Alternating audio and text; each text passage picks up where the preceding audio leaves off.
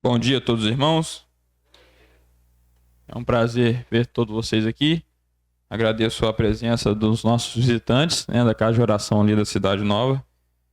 Espero que o Senhor possa nos abençoar com uma mensagem vinda dele para nos edificar, nos fortalecer, para que possamos andar nos seus caminhos com mais esperança no dia de amanhã. Hoje nós vamos entrar propriamente dito na escatologia bíblica. Nós vemos estudando esse mapa aí há 10 estudos, hoje é o 10º, desde lá da criação de Satanás e os anjos até a dispensação da lei, aonde estamos hoje. Sempre damos pinceladas falando sobre o futuro, mas hoje o tema é especialmente a escatologia. Escatologia, já expliquei várias vezes aqui, se refere ao estudo das últimas coisas. Como muitos outros termos usados em meios acadêmicos, escatologia é a junção de duas palavras, sendo elas escatos e logia. Escatos é último e logia é estudo. Palavra vem de logos. Então fica estudo das últimas coisas. Então hoje falaremos sobre o futuro. O tema de hoje que eu coloquei é as 70 semanas de Daniel. Eu havia dito em um estudo passado que eu falaria, hoje estamos aqui na dispensação da lei, que eu dividiria a dispensação da lei em três partes, porque são muitos assuntos que está ali dentro. Então eu dividi primeiro falando sobre a lei, os 613 preceitos. No outro estudo eu falei sobre o tabernáculo e como as figuras ali apresentadas se aplicam a Cristo. E por último, hoje, vamos falar sobre as visões de Daniel e as suas profecias. Se vocês repararem no mapa, vou afastar um pouquinho aqui. Se vocês repararem bem aqui no mapa, você apaga a luz aí pra gente, Ismael? No mapa plano divino, vocês vão ver aqui, olhando, tendo uma visão, uma macrovisão do mapa, uma análise dele por completo, vocês vão reparar que a maioria das ilustrações aqui apresentadas são a respeito do livro de Apocalipse, do livro de Daniel. A maioria das ilustrações contidas ali é sobre esses dois livros.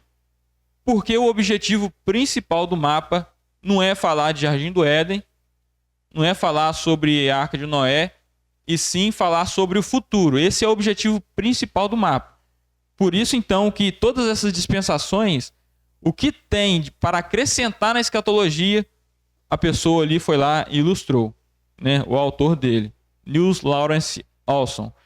Então a gente, olhando por cima, assim, por completo, esse mapa, ele está bem lento aqui, porque ele está bem pesado, com muita informação. Mas a gente pode ver aqui que nessas bolinhas aqui, nessas dispensações que retratam o passado, são bem simples, com poucas informações. Agora você chega da metade do mapa para frente, tem muitas informações. E tudo isso aqui está mais ou menos descrito no livro de Apocalipse e de Daniel. Então, a gente aproximando aqui da dispensação da lei, que essa é a quinta dispensação, a dispensação que tem o seu início ali na saída do povo de Israel do Egito, e tem o seu fim ali na morte de Cristo, está ilustrada aqui praticamente todo o livro de Daniel.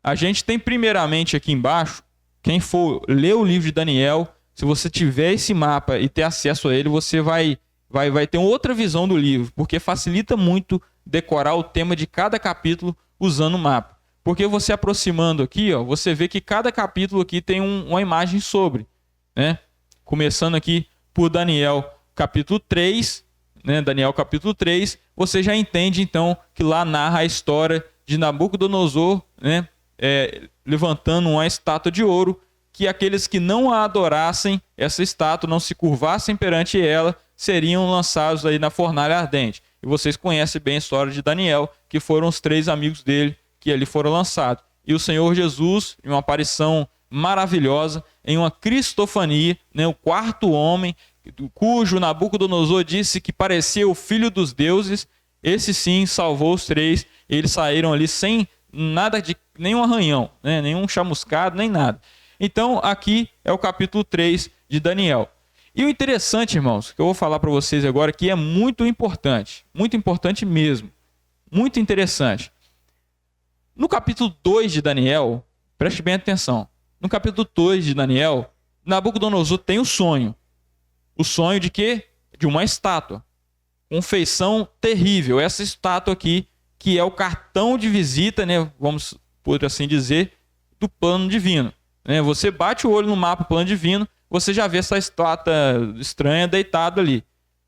Então, no capítulo 2 de Daniel, Nabucodonosor tem um sonho, ele vai chamar os adivinhos não vão conseguir adivinhar. Os adivinhos ainda falam assim: Senhor, não tem ninguém entre os mortais que consegue desvendar esse seu segredo, porque o Nabucodonosor não queria apenas a revelação do que significava o sonho daquele estátua. Eles queriam, o Nabucodonosor também, o rei, queria que eles adivinhassem qual foi o sonho e dessem a interpretação. Aí os adivinhos não conseguiram, Nabucodonosor mandou matar todos eles. Aí Daniel vai lá, fica sabendo, conversa com o rei, pede um tempo para o rei para poder orar ao Senhor, para pedir uma revelação desse sonho. Então o Senhor revela o sonho a Daniel. Isso tudo no capítulo 2, certo? Esse sonho é narrado de uma estátua que ela é dividida por materiais. A cabeça dela é feita de ouro. O seu peitoral e seus braços, feito de prata. O seu ventre, coxas, são feitas de cobre, ou também, em outras versões ali, você vai ver cobre ou bronze. As suas pernas são feitas de ferro, e os seus pés, os seus dedos, de ferro misturado com barro. Aqui nessa ilustração que está no mapa do plano divino, você vai ver que está com o pé esticado. Eu achava isso muito estranho quando eu era criança e ficava vendo lá em cima um mapa, e eu achava muito estranho isso. Para mim era uma coisa assim, porque você batia o olho e você via essa estátua grande com pés esticados. Você...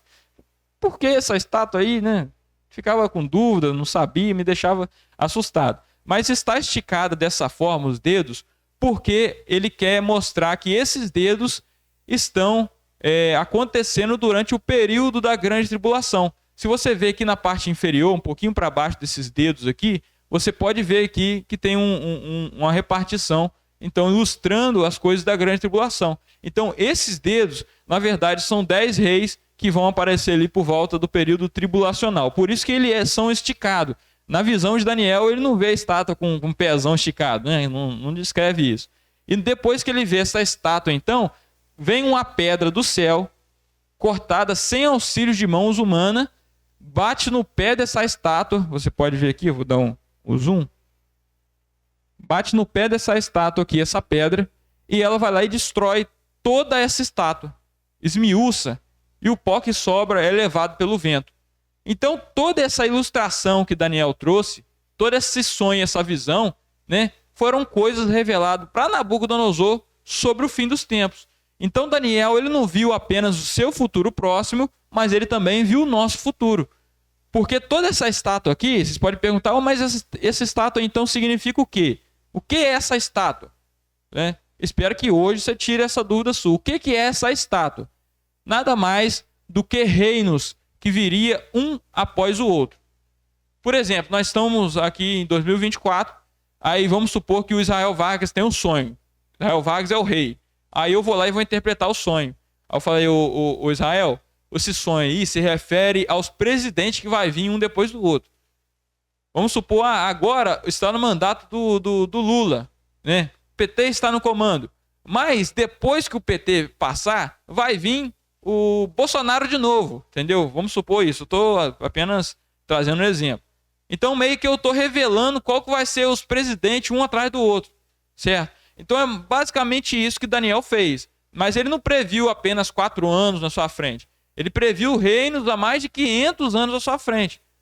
Tanto que aqui o império que é representado pela cabeça, então cada material representa um império que viria a suceder um após o outro, a cabeça aqui é dito lá, é revelado no capítulo 2 de Daniel mesmo, que representa o quê? O que está escrito ali? Império Babilônico. Então a cabeça de ouro representa o Império Babilônico. E depois da cabeça de ouro, qual que é o império que vem depois? Império Medo-Persa. Certo? Então, cabeça de ouro, reino babilônico. Depois, no ano 539, tá aqui, eu até botei as datas aqui também. Botei as datas. Não tá a data que o Império Medo-Persa domina. Mas o ano que o Império Medo-Persa vence ali o Império Babilônico é o ano 539 a.C. Certo? Aí depois desse reino, o reino de prata, vem outro reino, que representa o Império Grego, a Grécia, né? Que vem ali com Alexandre o Grande, no ano de 332, né? Aqui eu botei aqui 336 a.C.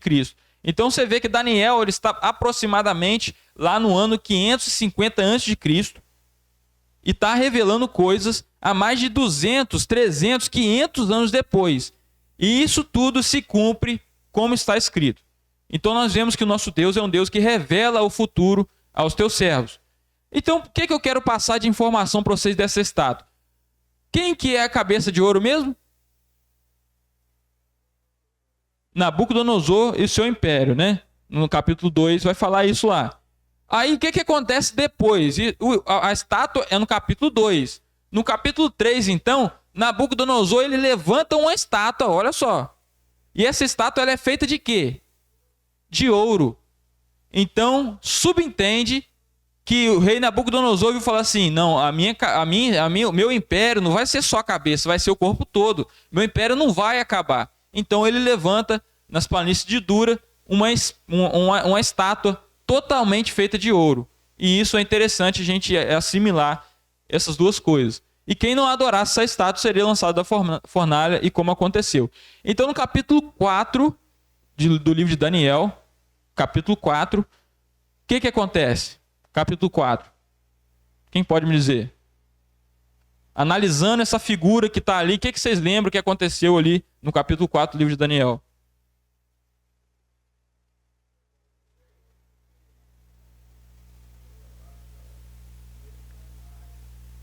Isso, o Levi respondeu ali. Daniel capítulo 4, então, ele fala do orgulho de Nabucodonosor. Mais uma vez, vem a ele uma visão que ele iria ficar louco.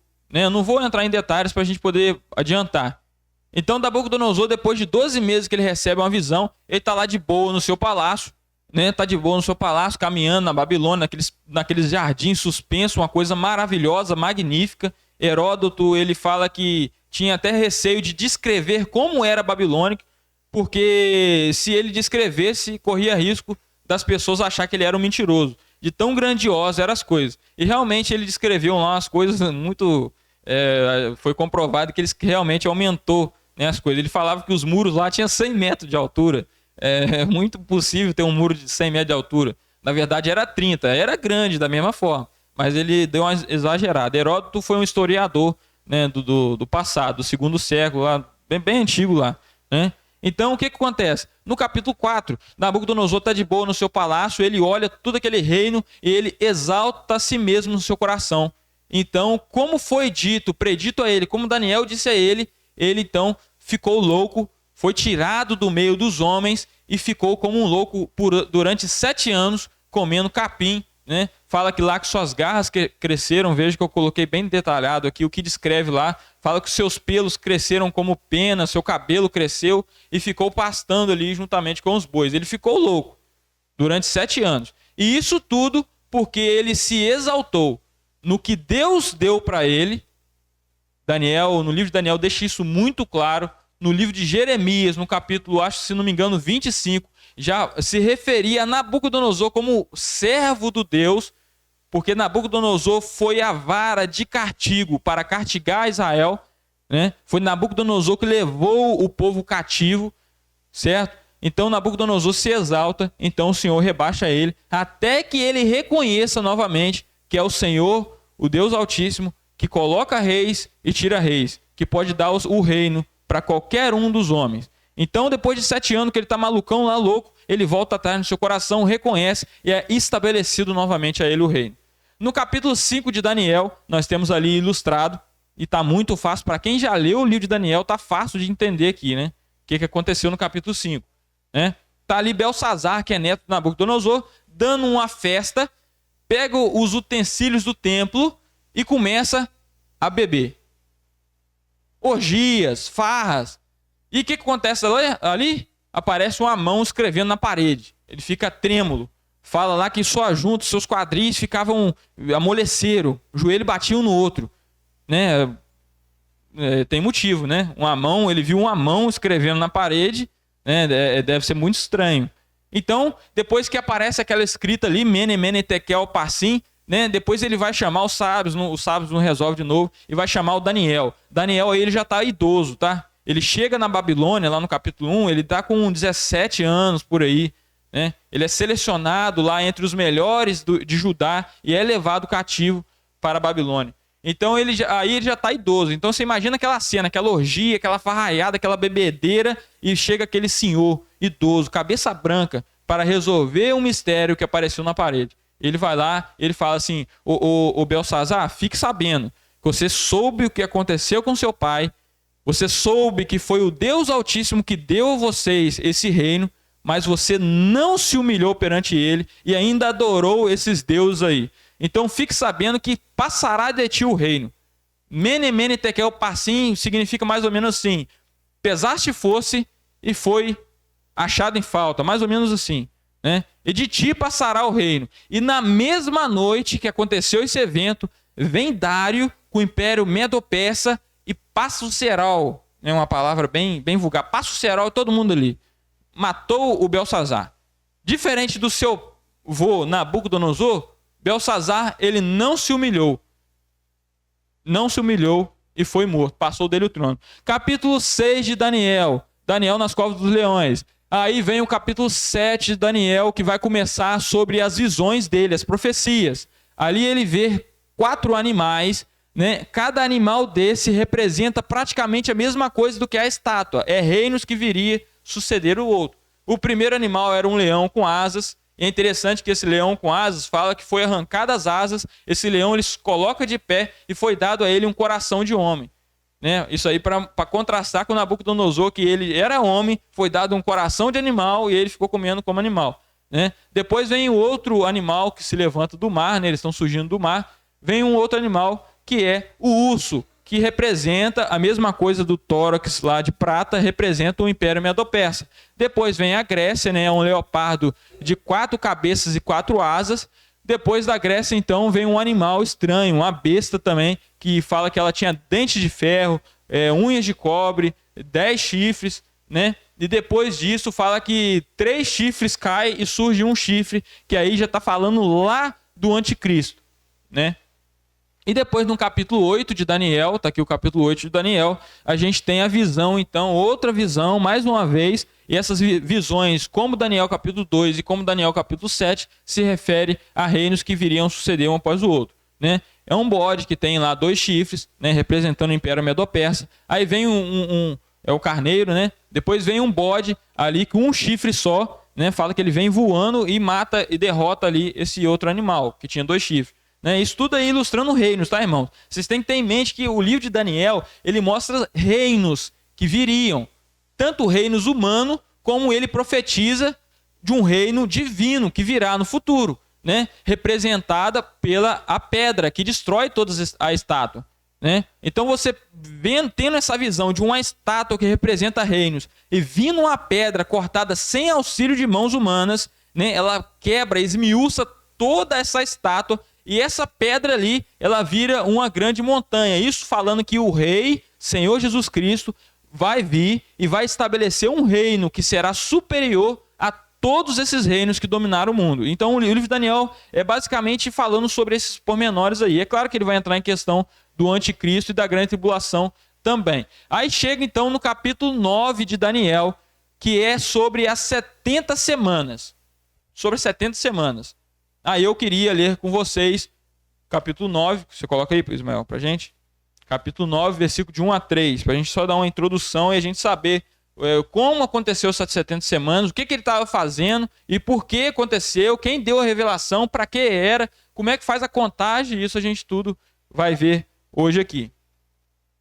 Então, Daniel 9:1 vai falar: no primeiro ano de Dário, filho de Assuero, da nação dos Medos, o qual foi constituído rei sobre o reino dos caldeus, No ano primeiro do seu reinado, eu, Daniel... Então quem está tendo a visão?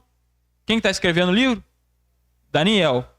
Eu, Daniel, entendi pelos livros o número de anos de que falou o Senhor ao profeta Jeremias, em que havia de acabar as assolações de Jerusalém, e era de 70 anos. Então o que Daniel estava fazendo? Não, primeiro aí nesse versículo, o que Daniel estava fazendo? Estava com o que nas mãos? Estava examinando o que? As escrituras. Aí fala ali, ó, entendi pelos livros. Então era quantos livros? Era um só?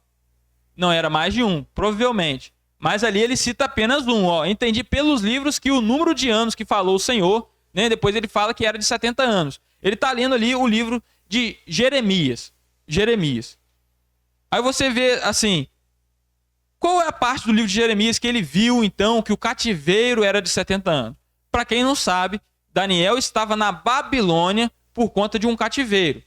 Nabucodonosor, como eu disse, veio e sitiou Jerusalém e levou uma leva de cativos, né, isso no ano 605, e Daniel foi junto. E lá na Babilônia, isso aí ele já estava de idade, tá, gente? Aí ele tinha passado bastante tempo que ele estava lá na Babilônia. Ele já era um dos maiorais lá, já era um dos cabeças, certo? Então ele já estava superior lá na Babilônia.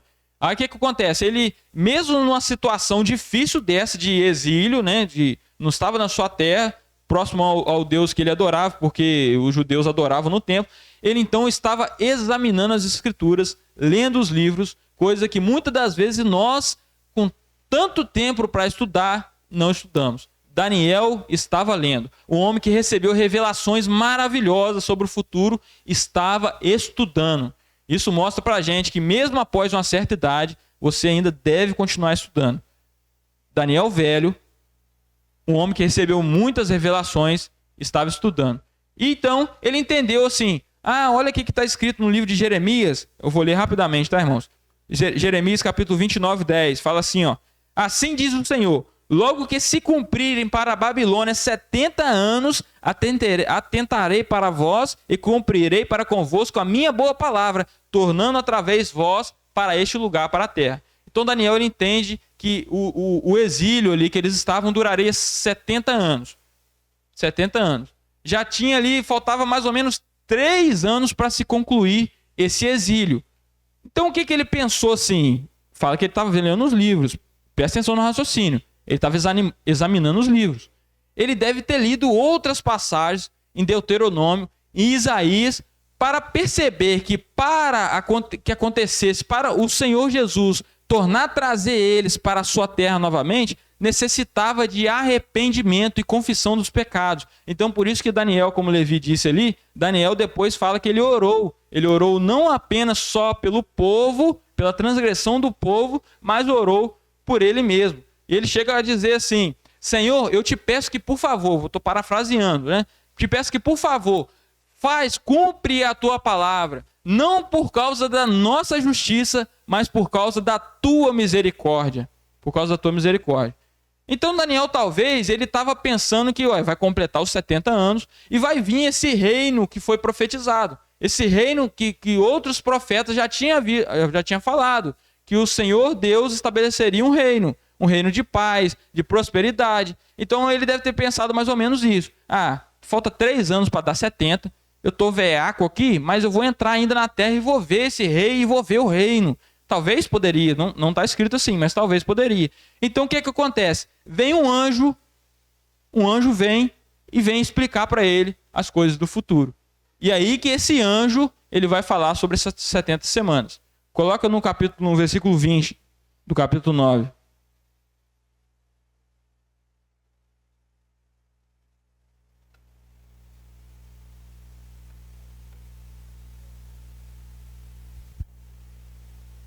Olha só como é que está escrito ali, ó. Estando eu ainda falando e orando, o que ele estava fazendo? Estando eu ainda falando e orando, e confessando o meu pecado e o pecado do meu povo, Israel. Isso aqui é importante. Quem que ele chama de meu povo aqui? Povo de Israel. Isso é importante. E lançando a minha súplica perante a face do Senhor, meu Deus, pelo monte santo do meu Deus. Estando eu, digo, ainda falando na oração, o varão Gabriel. Quem que é esse varão Gabriel? o anjo Gabriel, certo? Ele já tinha visto, o anjo Gabriel já tinha explicado para ele as visões no capítulo 8. Ele já conhecia esse varão, né? Ó, que eu tinha visto na minha visão ao princípio, veio voando rapidamente e tocou-me na hora do sacrifício da tarde, né? Na hora do sacrifício da tarde, é a hora que o templo, como a gente viu no estudo aqui sobre o tabernáculo, ele tinha sacrifício de manhã e à tarde, todos os dias. Então, na hora do sacrifício da tarde, mais ou menos às 3 horas da tarde, vem um anjo voando e toca ele. Paz. E me instruiu e falou comigo e disse: Daniel, agora sai para fazer-te entender o sentido. No princípio das tuas súplicas saiu a ordem, e eu vim para te declarar, porque és muito amado. Toma, pois, bem o sentido na palavra e entende a visão. Então, o que o anjo falou para ele? O que o anjo fala para ele? Daniel, presta atenção que eu vou te falar a visão, meu amigo. Presta atenção, Daniel. Pessoal, tá todo mundo, um monte aqui dormindo, né? Tá quase dormindo. Abre o olho, pessoal. Vão acordar, vão entender, vão aprender. O que eu tô falando aqui, talvez você ache que não tem tanta importância. Creio eu que 99% das pessoas que estão aqui ou que estão nos assistindo de casa não vão se aprofundar nesse assunto e não estão interessados nesse assunto. Mas isso é de extrema importância. A escatologia precisa ser estudada porque ela compõe 30%, 25% de toda a escritura, toda a palavra de Deus. Então, se você sabe que essa Bíblia aqui, ela encurtou muitas coisas para que ficasse só o essencial, e dessa Bíblia aqui, 25% é falando sobre o futuro, você deve estudar, deve aprender, porque isso vai fortalecer sua fé e vai te dar esperança para saber que quando partir daqui, encontrará com o nosso Salvador. Se você não estuda, não se aplica, fica um crente raquítico, que não cresce, não aprende, tem pouca esperança e não consegue responder ao próximo, responder com mansidão qual é a razão da nossa fé. Então preste bem atenção. Eu sei que domingo de manhã a maioria deve estar com muito sono, mas abre o olho, vamos prestar atenção, certo? Então ali para a gente recapitular, Daniel, ele estava lendo, estava estudando, ele entende que tinha que orar, ele ora, ele faz intercessão por ele, pelo povo, né? Então vem o anjo Gabriel e vai dar uma explicação para ele sobre o futuro, sobre o que ia acontecer, né? E aí continuando ali, ó. Não, já está já no versículo 24. Versículo 24 do capítulo 9 de Daniel, que começa a narrar ali então as 70 semanas. Eu vou pedir para mim, Ivan, faz a leitura para a gente, Ivan, desse versículo.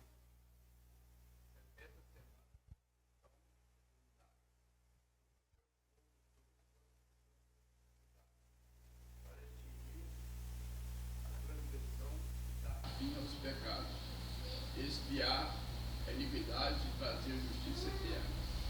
Selar a visão e a profecia e ungir o santo do santo.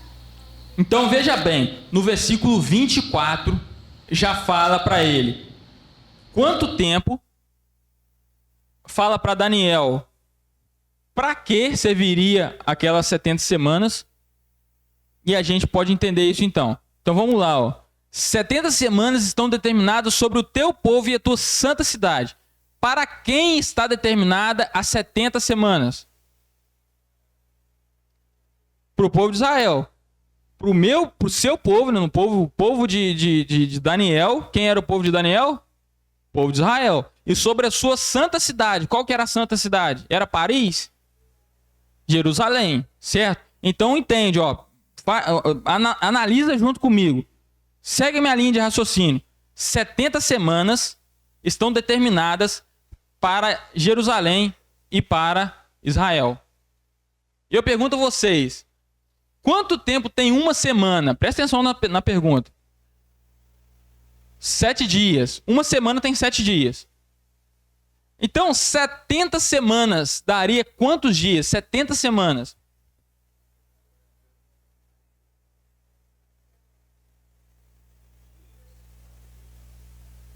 Sete semanas tem 49 dias.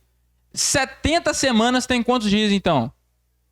490, certo? Então, ali, 70 semanas, 490. Dias, mas a gente vai entender. Só que essas 70 semanas se refere a dias ou a anos? Anos. Ué, mas ali está falando que é 70 semanas. 70 semanas não são de anos. Semana é de dias, não conta por ano. Mas eu vou mostrar por quê. Por que é anos e não é dias? Primeiramente, se fosse dias, se fosse 70 semanas de dias, daria mais ou menos 1 ano e 4 meses. Ali na profecia fala que essas 70 semanas vai haver uma destruição do templo, vai haver uma reconstrução do templo e vai haver uma pessoa que vai arrumar um acordo de paz durante 1 semana. Eu pergunto a vocês, qual líder que faz um acordo de 1 semana? Será que chegaria o Lula hoje e faria um acordo, sei lá, com a periferia, um acordo de paz por 1 semana só? Não é semanas de dias, são semanas de anos. Será que daria por 1 ano e 4 meses daria para o templo ser destruído e depois reconstruído? Não daria tempo. Esse é um argumento lógico de por que as semanas ali são anos e não dias. Mas tem outro argumento que agora é bíblico. E a gente tem que entender isso. Prestem bem atenção. As profecias são entendidas pela própria Bíblia. As profecias não são para ser interpretadas de particular interpretação. Isso está ali em 2 Pedro 2,20. Né? Nenhuma profecia é de particular interpretação. Então a gente está analisando aqui, a gente vai procurar em outra parte da Bíblia aonde que dá a luz a essa questão aí das 70 semanas. Se a gente for lá em Levítico, capítulo 28, coloca aí, Ismael. Levítico 28, Adriano lê pra gente. 25, versículo 8. Também contarás 7 semanas de anos, 7 vezes 7 anos, de maneira que os dias das 7 semanas de anos te serão 49 anos. Então olha aqui, a própria palavra de Deus, ela já dá a explicação. 70 semanas ali não são 70 semanas de dia, são 70 semanas de ano. Então, se 70 semanas dá 490 dias, na verdade ela vai dar quantos então, se for de anos? 490 anos, certo? Então o anjo está falando assim, ó, Daniel, 490 anos estão determinados para o teu povo e sua santa cidade. Aí vocês perguntam, para quê? Para quê? 70 semanas para quê?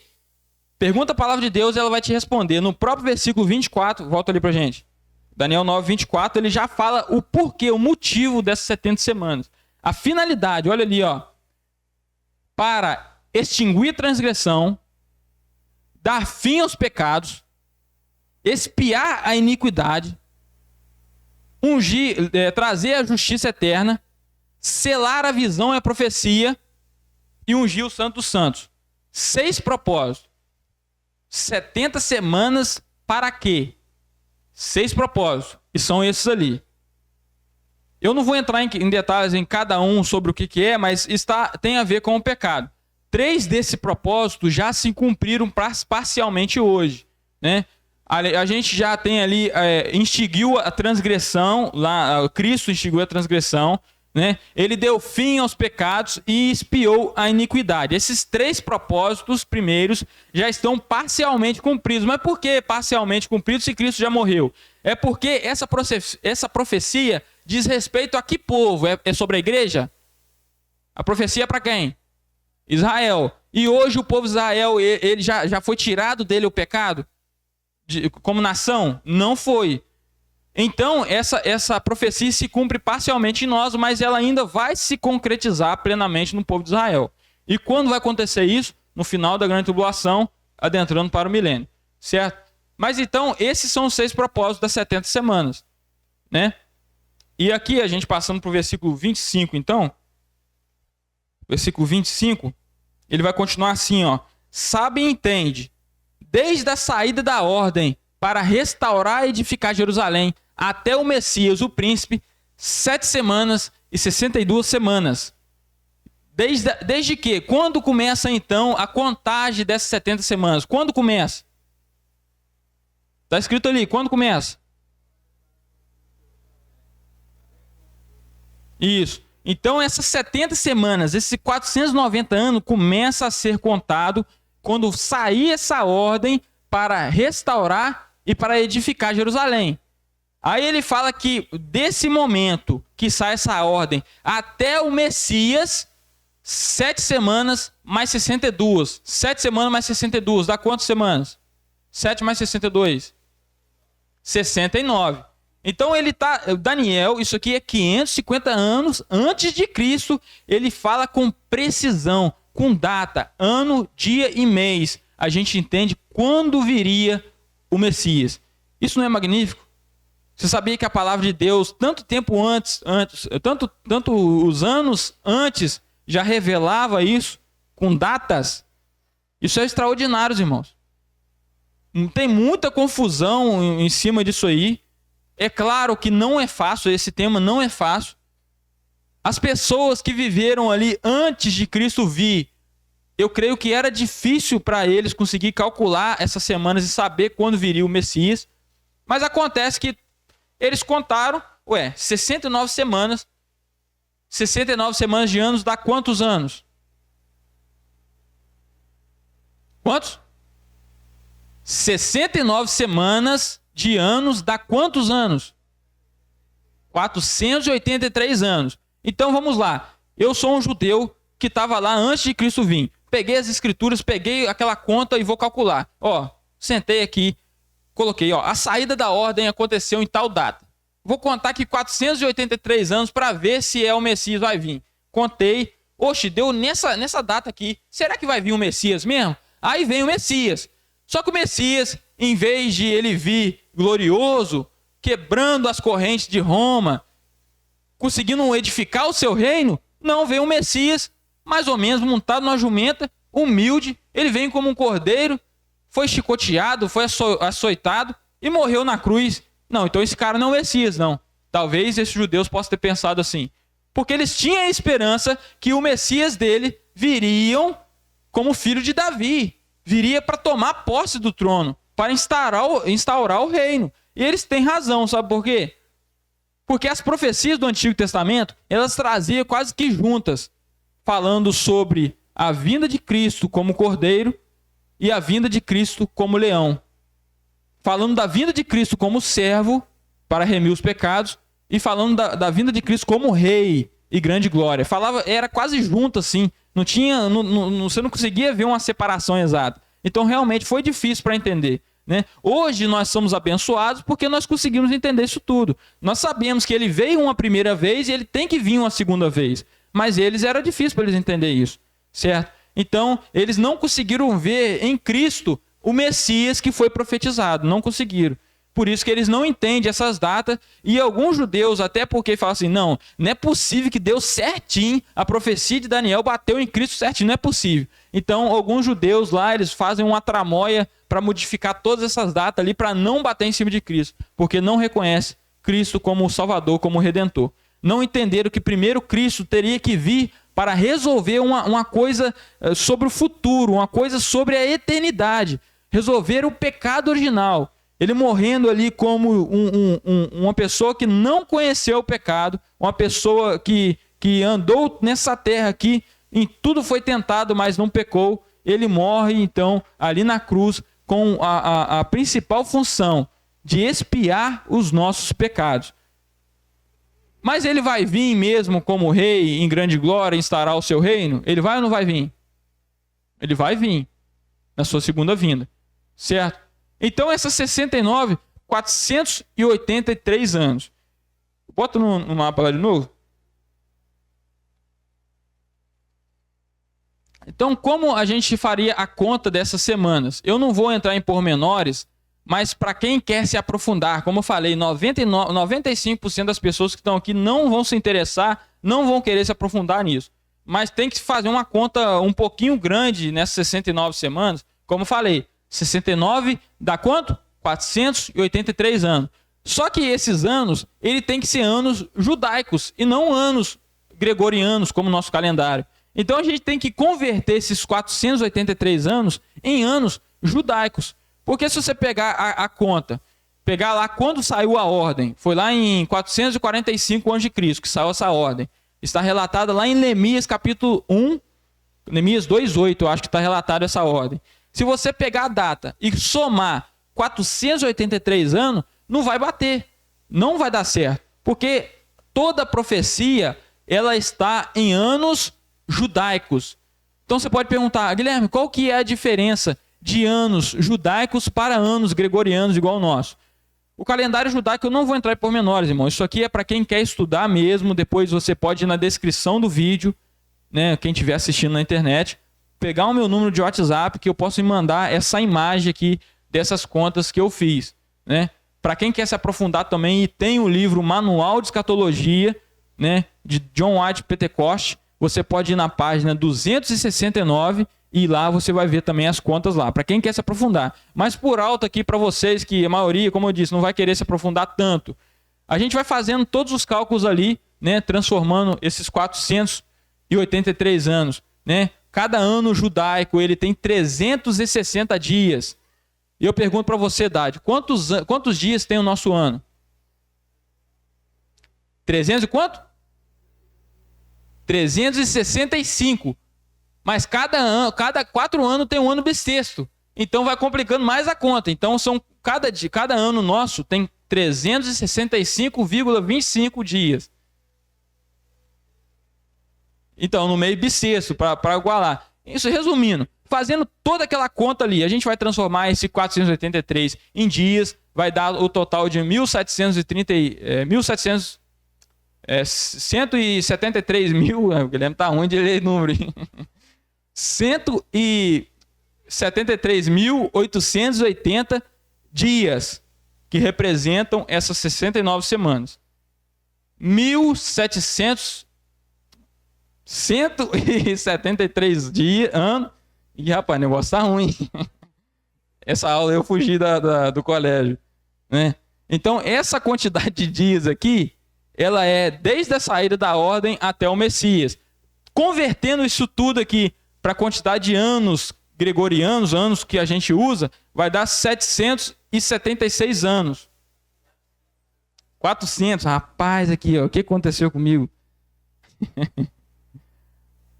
476 anos, desde a saída da ordem até o Messias. É possível, então, a gente calcular isso? É possível. Mas, como eu disse, não vou entrar nos pormenores. E se a gente fazer a conta, em que ano que isso vai bater? Vai bater no ano 32 depois de Cristo. O que acontece no ano 32 depois de Cristo? Mais ou menos ali a morte de Cristo. Mas só que essa data específica, ela é para bater no domingo de Ramos. O que acontece no domingo de Ramos? O que acontece? A entrada triunfal de Jesus na cidade de Jerusalém. A profecia era para quem? Para o povo de Israel. E para quê? Para a santa cidade. Qual que era a santa cidade? Jerusalém.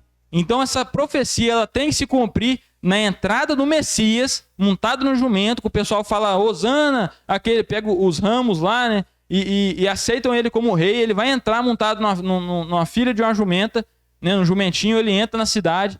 Então, ali se cumpre as 69 semanas. Da saída da ordem dada por Artaxerxes, está lá em Neemias 2, de 1 a 8, né? A gente não vai entrar. Até a vinda do Messias, nós temos então 69 semanas ou 476 anos. Aqui, ó, no mapa, plano divino, aqui ele tinha só uma contagem mais simples das 69 semanas. Só que eu coloquei aqui como se fosse uma linha do tempo para vocês entenderem.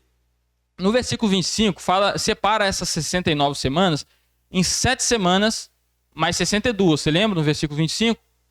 7 semanas mais 62, 69 semanas. Então, essas 7 semanas foi para quê? Desde a saída da ordem até a Jerusalém completamente reconstruída, passou ali então 7 semanas de ano. 7 semanas de ano são quantos anos? 49 anos. 7 semanas, 49 anos. Então, em 49 anos, foi reconstruída ali a cidade. Depois de 62 semanas, acontece então a entrada triunfal de Cristo. Isso aí foi 5 dias antes da sua morte. Essa data dá 5 dias antes da sua morte.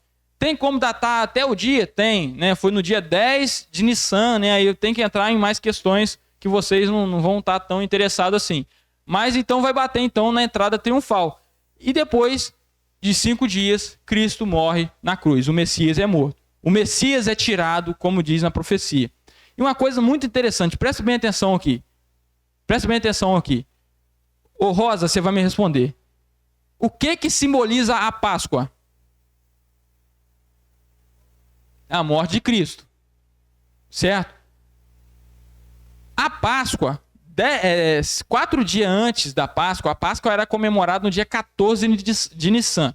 No dia 10 de Nissan, eles tinham que pegar o cordeiro, trazer esse cordeiro para dentro de casa, para no dia 14, para 4 dias depois, eles matarem esse cordeiro. Né? Isso aí é a Páscoa.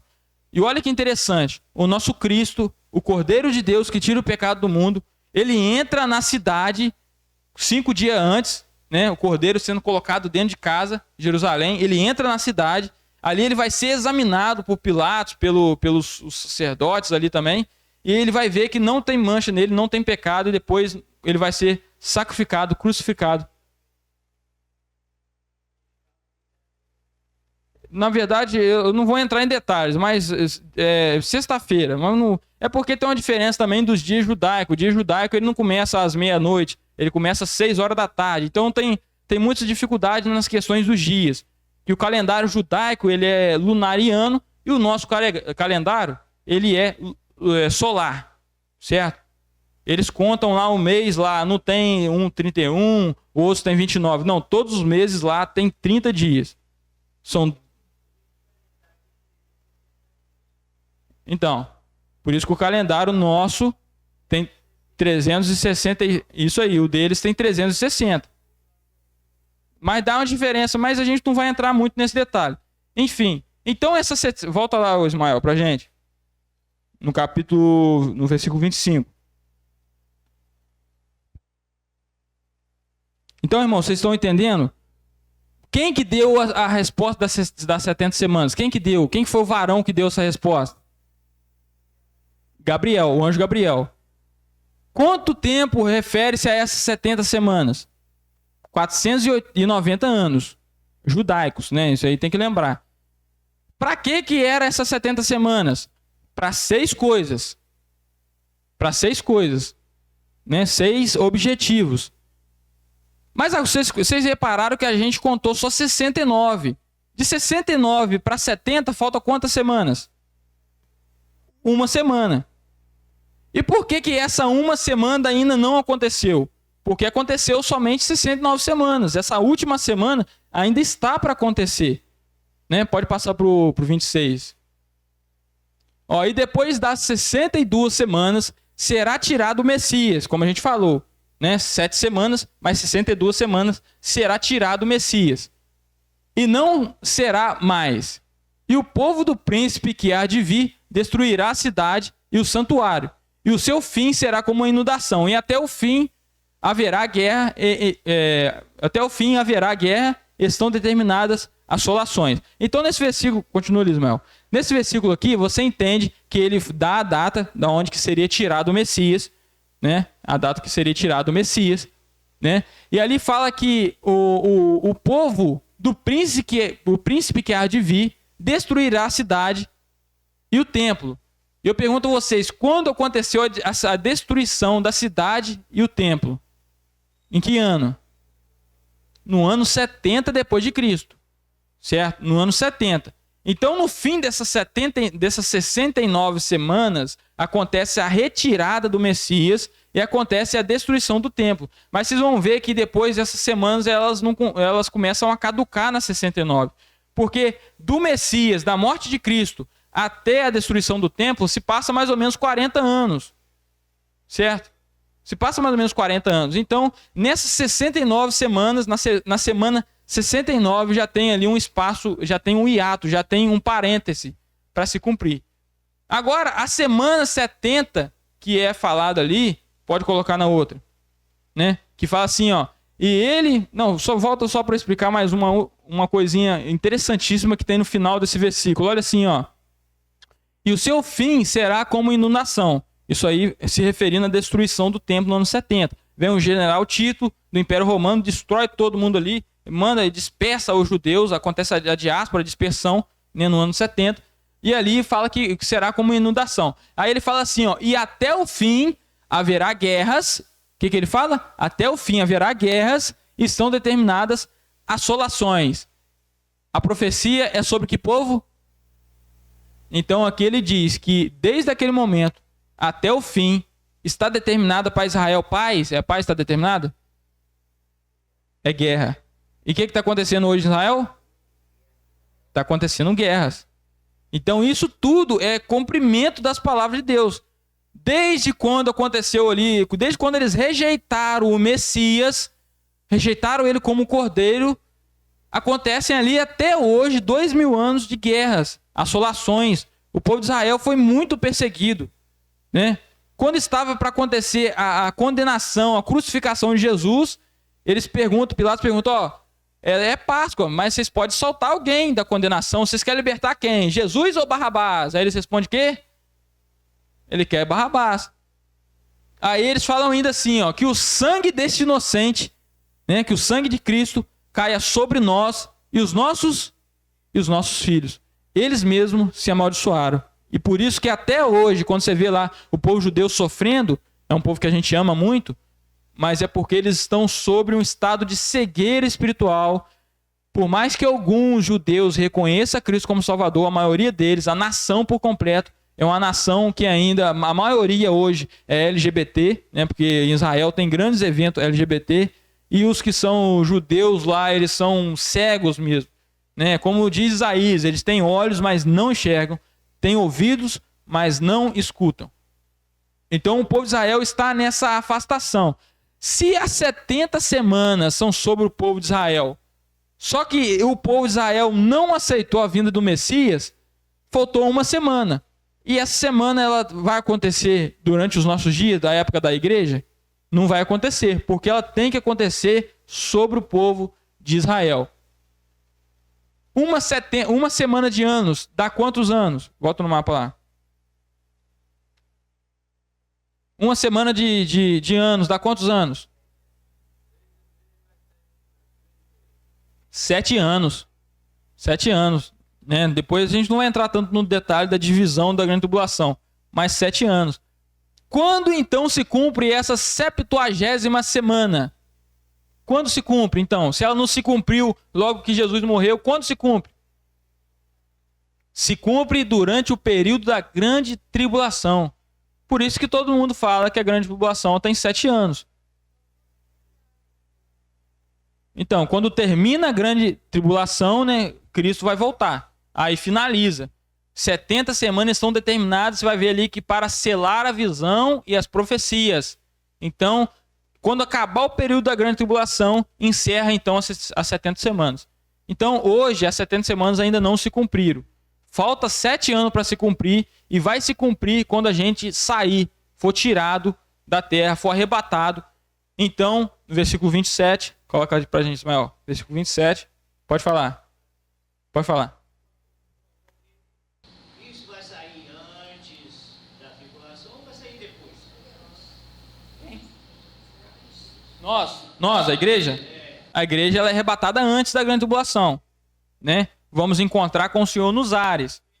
A gente tá esperando qual profecia? O que a gente está esperando? A gente está esperando o arrebatamento.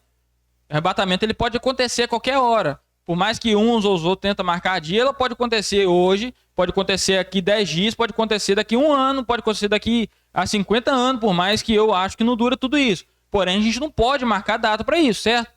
Então, quando acontecer o arrebatamento, vai acontecer isso aqui, ó. O príncipe, aquele príncipe que viria de vir, ele firmará um concerto com muitos por 1 semana. É a semana que faltava. Sim. Os acontecimentos que temos visto, Sim. nós esperamos, eu até às vezes falo que quando foi na época da arca, ficaram-se 7 dias com oportunidade para quem quisesse entrar, entrasse, não é isso? Sim. E nós estamos também vivendo os últimos dias. Porém, tem aquele versículo que diz um dia para o Senhor É como mil anos. mil anos. Isso. Então, eis a razão do que a gente expectativa que pode ser hoje, mas pode também. Pode demorar mais um pouco, porque a gente não sabe. Só o nosso Deus sabe quando. Agora, os acontecimentos são nítidos aos nossos olhos, que estão existindo coisas que nos traz surpresa. Porém, ainda tem pessoas que não foram evangelizadas. Não entra nesse detalhe porque vai sair do seu foco. Mas a minha visão é que todos já foram, têm conhecimento, mas em alguns comentários diz que tem muitas pessoas ainda em alguns países que não conhecem o Evangelho. Veja bem, todas as pessoas hoje conhecem o Evangelho? Não, não todas hoje. Não todos ainda não ouviram. Mas eles vão ouvir. Mas quando a gente for arrebatado, por exemplo, nós está todo mundo aqui hoje, acontece arrebatamento hoje, puf, sumiu todo mundo. Vai ficar uns 3 aqui, vai ficar para trás. Quem será os 3?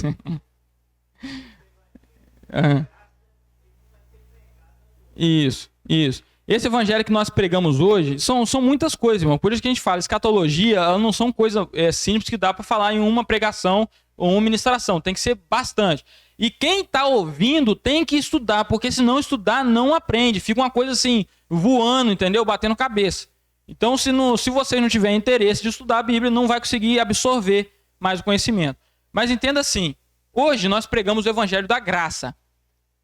João Batista, antes de Cristo vir, e até mesmo o Senhor Jesus, eles pregaram o evangelho da graça ou do reino? Pegaram o evangelho do reino.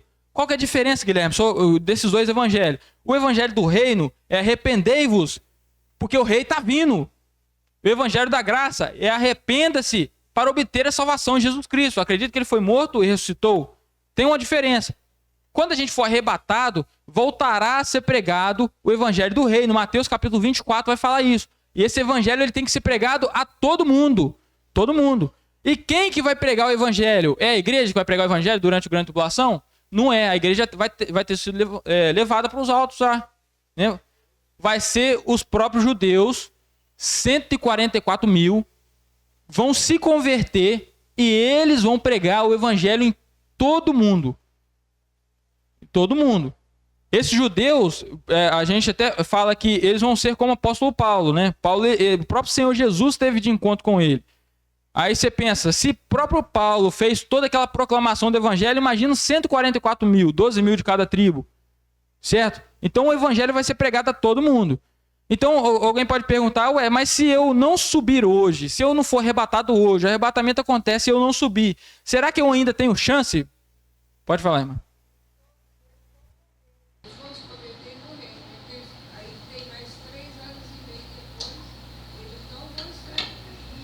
144 mil vão pregar no mundo e as 2 testemunhas vão pregar na cidade de Jerusalém. 3 anos e meio. Então, se eu não subir hoje, se você não subir hoje, tem segunda chance? Tem ou não tem? Tem segunda chance ou não tem?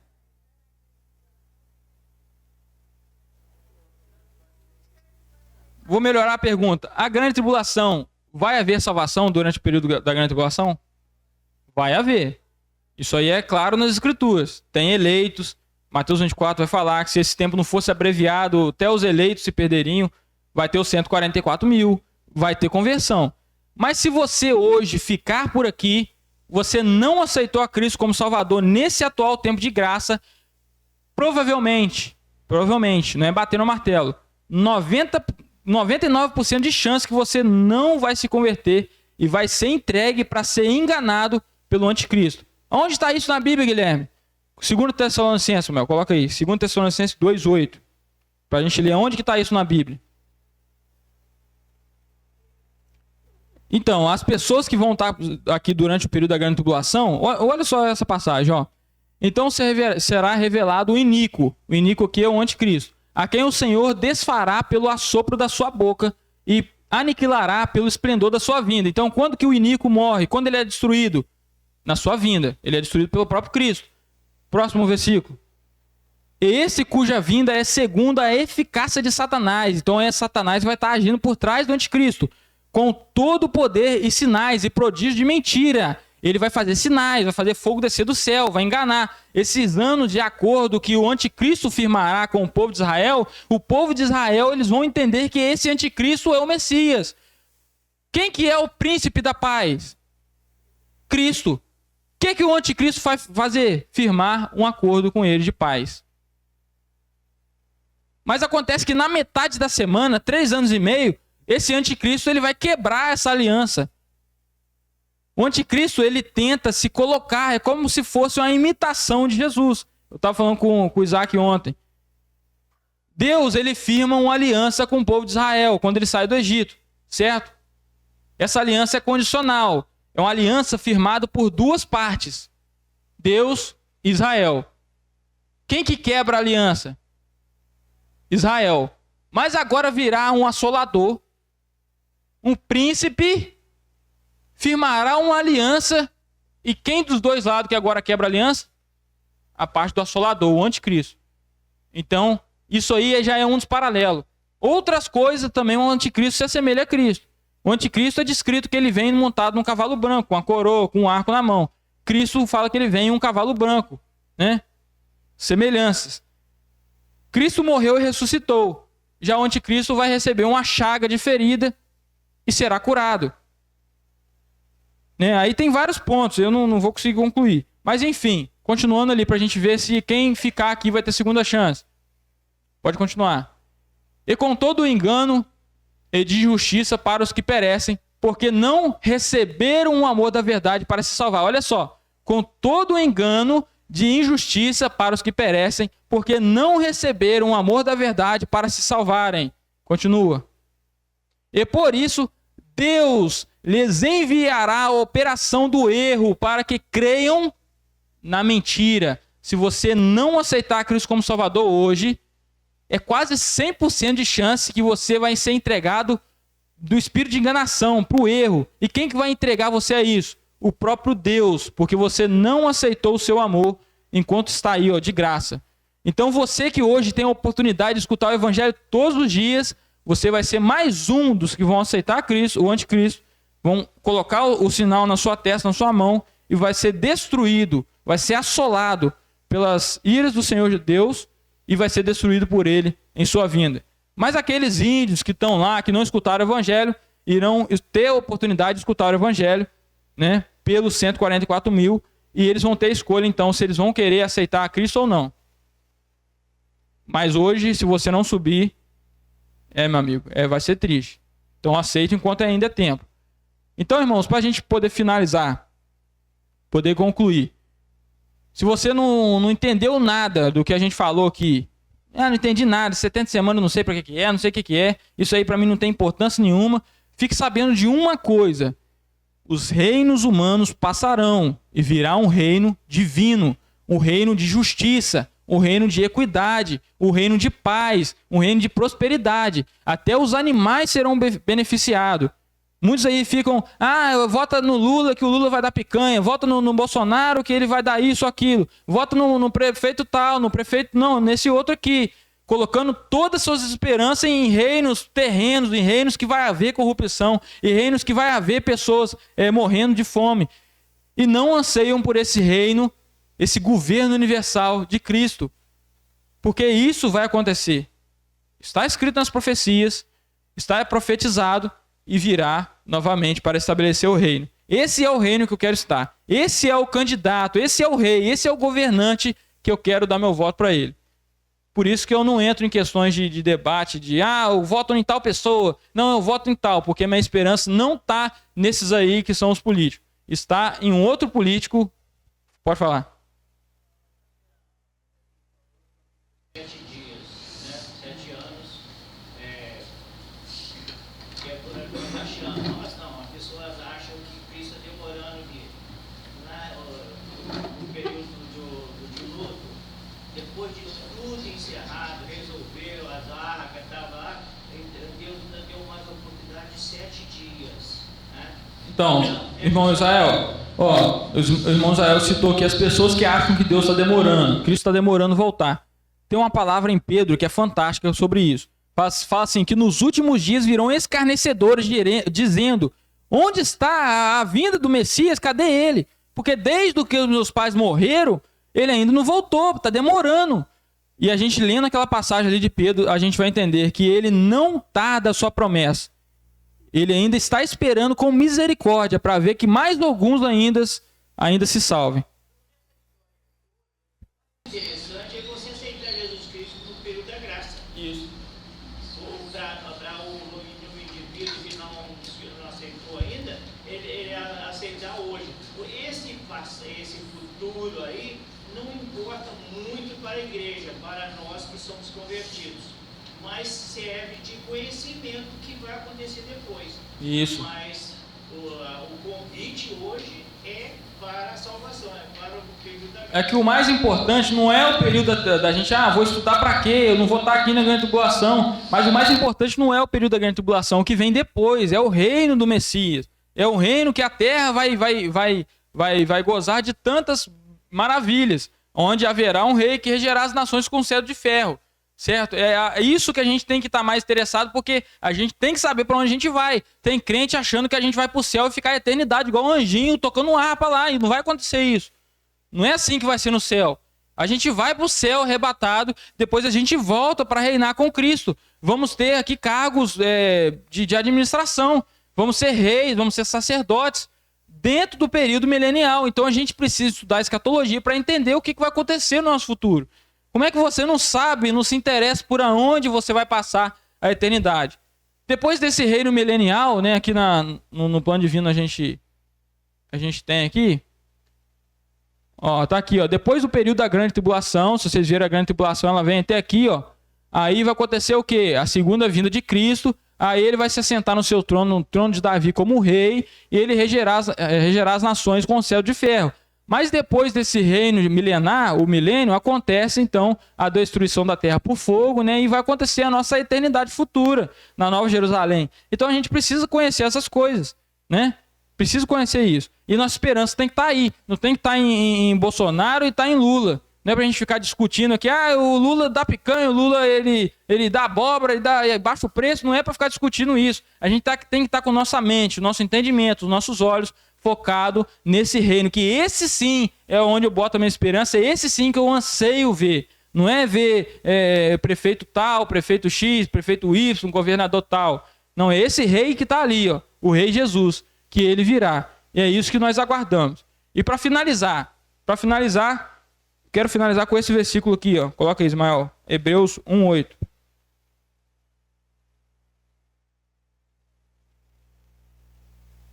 Mas do Filho diz: ó Deus, o teu trono subsiste pelos séculos dos séculos. Cetro de equidade é o cetro do teu reino. Que é um reino de igualdade, que não vai ter esse pessoal morrendo de fome, não vai ter outro sofrendo justiça. Anseie esse reino, o reino de Jesus Cristo. Então, irmãos, mais uma vez agradeço pela oportunidade de confiança. Não sei se consegui deixar claro para que se refere as 70 semanas, mas como eu disse, é um tema que realmente é profundo, realmente precisa de vocês, de quem está escutando, ter interesse em se aplicar para conseguir compreender. Sim. Não estarão lá, os crentes virão. Onde estará a igreja para esse período da grande... Volta no mapa. O Israel Vargas perguntou, vamos responder a dúvida, às vezes é dúvida de mais pessoas. Aonde estarão a igreja, então, durante o período da grande tribulação aqui na terra? Se a igreja foi arrebatada antes, está aqui, escrito aqui, o arrebatamento, tá vendo? Aqui, as igrejas, eu coloquei aqui, todas as imagens, eu botei umas datas de igreja, denominações aqui, todas elas, os que são crentes, né, no Senhor Jesus, não é igreja local, não é porque você é da casa de oração, da assembleia, não é porque você é da católica, que você vai subir, não. É quem é crente, quem é salvo, quem aceitou a Cristo como Salvador vai subir, né? O restor ele fica para trás. Então você vai ser arrebatado e quando estiver acontecendo aqui a grande tribulação, então, se você olhar aqui na parte superior do mapa, vai acontecer alguns eventos importantíssimos para nós, onde nós vamos nos aplicar também em estudos futuros. Vai estar acontecendo conosco o Tribunal de Cristo, onde receberemos nossos galardões, porque não é justo você aí que está à toa, não prega o evangelho, não faz nada nesse período, não faz nada, e tem outros aí se matando para pregar o evangelho. Não é justo que vocês dois vão receber a mesma coisa no céu. Não vão. Por isso que tem esse tribunal de Cristo para julgar as coroas, vai dar as obras, julgar as obras, certo? Vai dar as coroas, vai reconversar com os galardões, e depois disso acontece então o casamento da noiva, que é a igreja, e de Cristo, que é o noivo. Acontece o casamento lá no céu. Enquanto na terra o pessoal está correndo, eu vou morrer, aí taca pedrada, cai chuva de pedra, e a água se transforma em sangue. E o pessoal, quando estiver sofrendo aqui, lá no céu, então nós estaremos passando por esses eventos. Nós vamos, irmãos, depois entrar com mais profundidade nessas questões. E depois desse período, então, a gente retorna aqui com Cristo para reinar com ele. Aonde talvez o Sodade vai ser um rei, aonde a Dona Chile vai ser uma rainha, às vezes a Dona Naí vai ser, sei lá, um rei de uma outra parte, né? O Ivan vai ser um rei de outra parte. Nós vamos estar ali ajudando Cristo a governar, então, reger essas nações. Então, essas coroas, por mais que a Bíblia não deixe claro, a gente entende que esses galardões vai definir a sua posição no reino futuro. Fez muito hoje aqui, vai ser colocado num cargo maior. Vai ser o presidente de um estado, sei lá, de um país. Ah, eu fiz pouco, então você vai ser um vereador. Vai ser um vereador que vai lutar ainda pela candidatura. Tadinho, né? Então, irmãos, espero que o Senhor possa abençoar cada um de nós e que nos próximos estudos, né, os irmãos ficam à vontade, tá, Israel, para fazer sempre perguntas, porque isso aí é importante, tá bom? Então, que o Senhor abençoe. Amém.